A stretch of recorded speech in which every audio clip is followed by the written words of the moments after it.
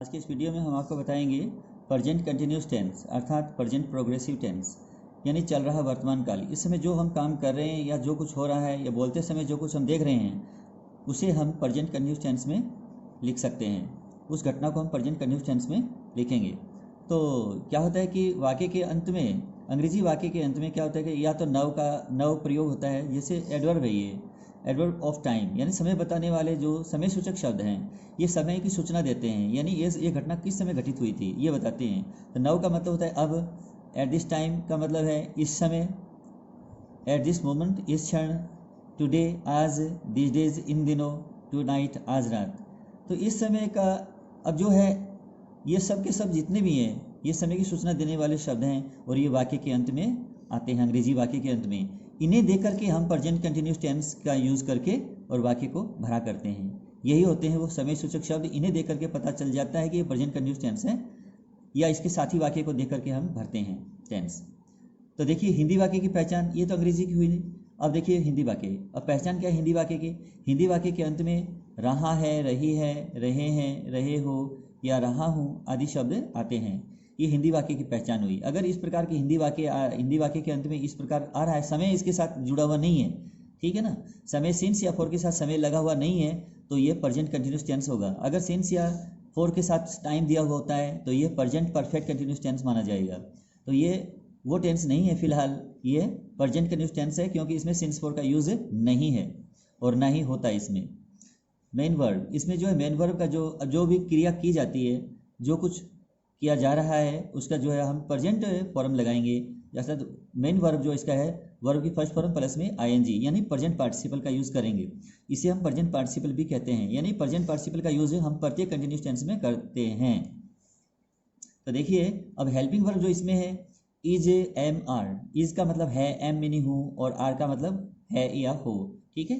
अब ये इसमें हेल्पिंग वर्ब है। अब इज लगता है ही के साथ में, सी के साथ में, इट के साथ में। एम लगता है आई के साथ में, आर लगता है वी के लिए, आर लगता है यू के लिए, आर लगता है दे के लिए। अर्थात बहुवचन सब्जेक्ट के लिए, बहुवचन संज्ञा के लिए आर लगते हैं, और आई के लिए एम लगता है, और ही, सी, इट या कोई सिंगुलर सब्जेक्ट के लिए, सिंगुलर नाउन के लिए हम इज का प्रयोग करते हैं। नेगेटिव बनाते हैं तो इज नॉट, इज के पास में नोट लगाओगे तो इज नॉट बन जाएगा, एम के पास नोट लगाओगे एम नॉट हो जाएगा, आर के पास नोट लगाओगे तो आर नॉट हो जाएगा। ये इसके नेगेटिव रूप है। तो सीधा नोट नहीं लगता है, इज के बाद नोट लगाओगे, एम के बाद नोट लगाओगे, आर के बाद नोट लगाओगे तो वाक्य नेगेटिव बन जाएगा। अब इंट्रोगेटिव कैसे बनाते हैं, सबसे पहले इज, एम, आर जो भी सहायक क्रिया होती है वाक्य में, उसको हम सब्जेक्ट से पहले रखते हैं, नाउन के पहले रखते हैं या प्रोनाउन के पहले रखते हैं। उसके बाद में नाउन या प्रोनाउन के बाद में प्लस में हम आगे वर्ब की फर्स्ट फॉर्म का यूज़ करते हुए आईएनजी लगाएंगे, अर्थात प्रेजेंट पार्टिसिपल का यूज़ करेंगे, और उसके बाद में ऑब्जेक्ट लगाएंगे, और ऑब्जेक्ट के बाद में जो कुछ है उसको लिखते हैं, या फिर प्रश्नवाचक चिन्ह लगा देते हैं, क्योंकि प्रश्नवाचक वाक्य है, इंट्रोगेटिव मार्क लगेगा ही। अब जो इसका स्ट्रक्चर है, स्ट्रक्चर का मतलब होता है वाक्य बनाने का जो नियम है वो ये है, रचना है इसकी। सब्जेक्ट, सबसे पहले सब्जेक्ट में कौन होगा, नाउन या प्रोनाउन। उसके बाद में इज, एम, आर तीनों में से जो जैसा सब्जेक्ट है वैसे इसके अंदर से जो सहायक क्रिया वो चूज हो जाएगी। उसके बाद में वर्ब की फर्स्ट फॉर्म के साथ हम आईएनजी लगाएंगे, अर्थात प्रेजेंट पार्टिसिपल का यूज़ किया जाएगा। उसके बाद में ऑब्जेक्ट होगा। ऑब्जेक्ट क्या होता है, ऑब्जेक्ट का मतलब क्या, देखिए वर्ब से अगर हम व्हाट से क्वेश्चन करेंगे तो हमें जो जवाब मिलेगा वही उसका ऑब्जेक्ट होता है, ठीक है। किसको, अगर हम किसको से अगर प्रश्न करेंगे तो जो जवाब मिला, अगर मान लीजिए होम से क्वेश्चन कर रहे हैं, होम का जो जवाब मिलेगा वो हमारा इनडायरेक्ट ऑब्जेक्ट होता है, और वाट से क्वेश्चन करेंगे तो वाट का जो जवाब मिलेगा वो हमारा डायरेक्ट ऑब्जेक्ट होता है। तो उसके बाद में एडवर्ब का यूज़ करेंगे। एडवर्ब का मतलब है समय सूचक शब्द, यानी समय को दर्शाने वाले शब्द। अब देखते हैं आज का जो पहले, जैसे मान लीजिए अगर मैं कहूँ कि वह टेनिस खेल रही है। अब ये क्या है कि इसकी हिंदी है कि वह टेनिस खेल रही है। अब इसकी हिंदी बनाएंगे तो कैसे बनेगी इसकी हिंदी, देखिए सी का मतलब वह है, she is playing, she is playing वह खेल रही है। अब सी इज़ प्लेइंग वह खेल रही है। अब मैं पूछता हूँ कि क्या खेल रही है, क्या का मतलब वह क्या खेल रही है, तो जवाब मिला टेनिस खेल रही है। तो क्या का मतलब है टेनिस, ठीक है, TENNIS, टेनिस। तो वह टेनिस खेल रही है। तो क्या क्या खेल रही है, टेनिस खेल रही है। तो क्या का जवाब क्या हुआ, टेनिस। तो ये डायरेक्ट ऑब्जेक्ट है। तो सी इज प्लेइंग टेनिस, वह टेनिस खेल रही है। अब वह टेनिस नहीं खेल रही है तो फिर क्या करेंगे, she is not she is not playing, she is not playing tennis, वह टेनिस नहीं खेल रही है, वह टेनिस नहीं खेल रही है, नेगेटिव हो गया। क्या वह टेनिस खेल रही है, तो हम क्या करेंगे, इज को पहले लगा देंगे। इज सी, क्या वह, is she playing, is she playing tennis, क्या वह टेनिस खेल रही है, और आखिर में क्वेश्चन मार्क। क्या वह टेनिस नहीं खेल रही है, तो फिर क्या लगाएंगे, इजंट कर दें, या तो शुरू में हम इजंट लगा दें, या फिर इज शी नॉट कर सकते हैं, इज शी नॉट प्लेइंग। तो क्या साथ में ये प्रश्नवाचक है और ये नकारात्मक भी है, इंट्रो नेगेटिव है ये। तो is she not playing, is she not playing tennis, क्या वह टेनिस नहीं खेल रही है। तो इस प्रकार से हमें एक वाक्य से कितने वाक्य बना लिए हमने, 4 वाक्य। तो 1 से 4 वाक्य बन जाते हैं इस प्रकार से। दूसरा देखिएगा, दूसरा जो है, अब हम जैसे मान लीजिए, अब मैं कह रहा हूँ कि इस समय मैं भोजन खा रहा हूँ, इस समय मैं भोजन खा रहा हूँ। तो आई एम ईटिंग, मैं खा रहा हूँ, क्या खा रहा हूँ, क्या का मतलब क्या हुआ, मील यानी भोजन, ठीक है।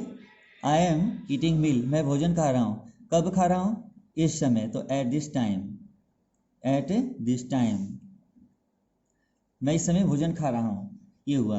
आई am eating meal at this time, इसमें हम ये अगर ईटिंग नहीं करते हैं तो I am having meal at this time, having लिख सकते हैं यहाँ, या हम यहाँ टेकिंग भी लिख सकते हैं, I am taking meal at this time, ये हो सकता है। अगर हम इसका नेगेटिव बनाएंगे तो I M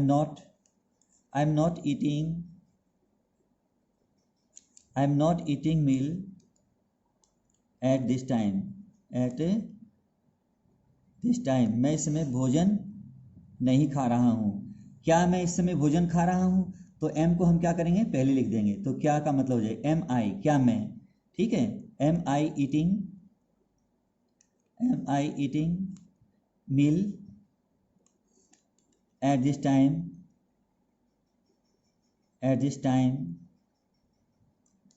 M I eating meal at this time, क्या मैं इस समय भोजन खा रहा हूँ। तो ये क्या हुआ, प्रश्नवाचक।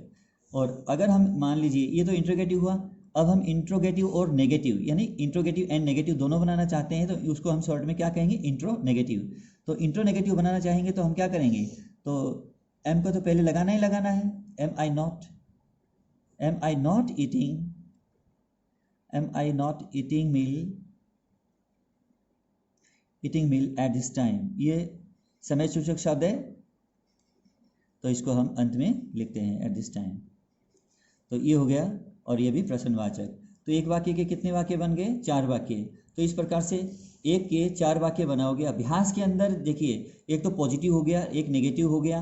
पॉजिटिव को हम एफर्मेटिव भी कहते हैं और पॉजिटिव भी कहते हैं। ये दूसरा जो नोट लगा है ये नेगेटिव है, और ये जो प्रश्नवाचक है इसको हम इंट्रोगेटिव सेंटेंस कहते हैं। जो ये लास्ट वाला सेंटेंस है, एम भी है पहले और उसके बाद नोट भी लगा है, तो इंट्रोगेटिव एंड नेगेटिव सेंटेंस ये कहलाएगा।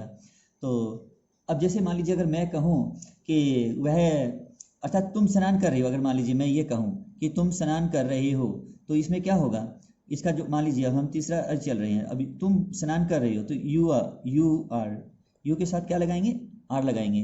अब स्नान करने को क्या कहते हैं, हैव ए बैथ का मतलब है स्नान करना, तो क्या करेंगे, हैविंग लगा देंगे यहाँ, ठीक है। और क्योंकि हमें डिलेक्सिकल वर्ब का यूज़ कर रहा हूँ, अगर मान लीजिए मैं यहाँ सीधे लिख सकता था, बाथिंग कर देंगे, यू आर बाथिंग, तुम स्नान कर रही हो, ऐसे भी बन सकता था, लेकिन यहाँ ऐसे नहीं बनाएंगे।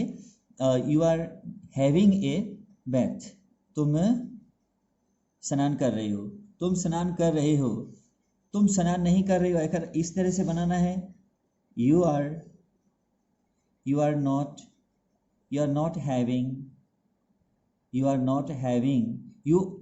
ये देखिए मैंने आपको पूरा लिखा है, आर नॉट पूरा लिख दिया आपको समझाने के लिए।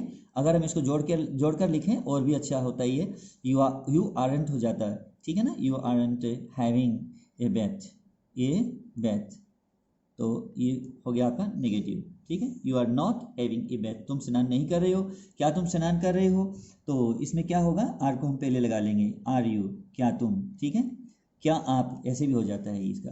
तो are you having a bath a bath, are you having a bath, क्या तुम स्नान कर रहे हो। ये हो गया तीसरा सेंटेंस, ये इंट्रोगेटिव। अब हमें नेगेटिव बनाना है, तो क्या तुम स्नान नहीं कर रहे हो, तो फिर क्या होगा इसका, आरंट यू, या तो फिर हम आरंट कर दें या फिर हम आर यू नॉट कर दें, ठीक है ना।